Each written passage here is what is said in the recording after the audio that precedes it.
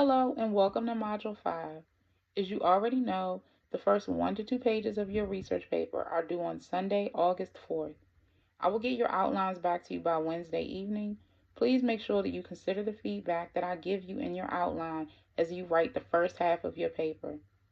If I do not believe that you are adequately supporting your thesis statement or that your thesis does not take a stance, I will write on your outline, "Please make an appointment with me." If you see this on your outline, it means that you are a bit off track, so no worries. Just make an appointment with me ASAP so we can get you back on track. Next, I'm going to discuss the grading rubric for the research paper, so please pause the video right now so that you can go get it. Now that you have the rubric in hand, pay close attention to the organization, thesis support, and formatting sections of the rubric. In terms of the organization part of the grading rubric, if we discussed your outline and I gave you the okay, please don't veer from it when you go to write your paper. Use the order of the topics in your outline that we already discussed to structure the order of topics in your paper. Also, when you get done with the first half of your paper, before you submit it, go back and read the last sentence in all of your paragraphs out loud. Make sure that the last sentence of every paragraph that you write reinforces your thesis. This helps tremendously with the organization and overall flow of your paper, which will in turn improve your grade on the paper.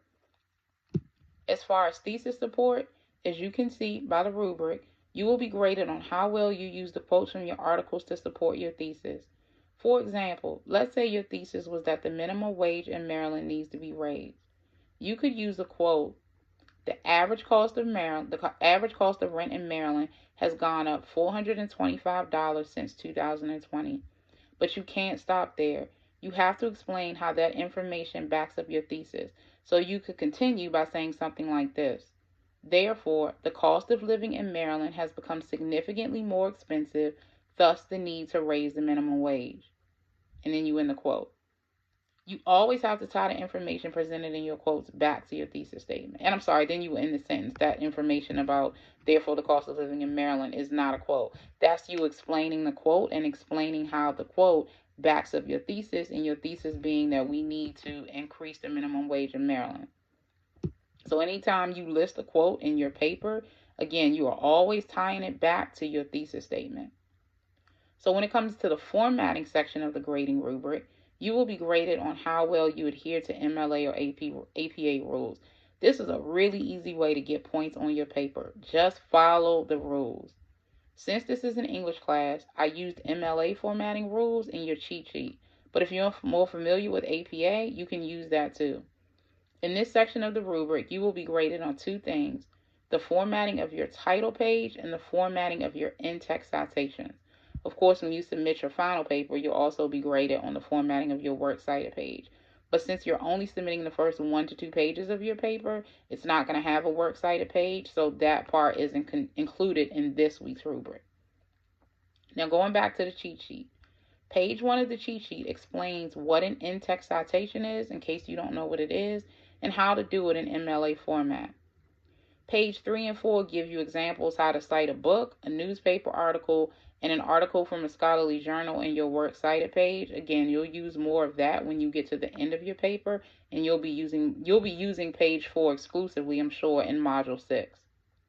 Page 4 also gives you a link to Purdue OWL's website, and on that website you can view a sample MLA formatted paper, a sample title page, and a sample works cited page.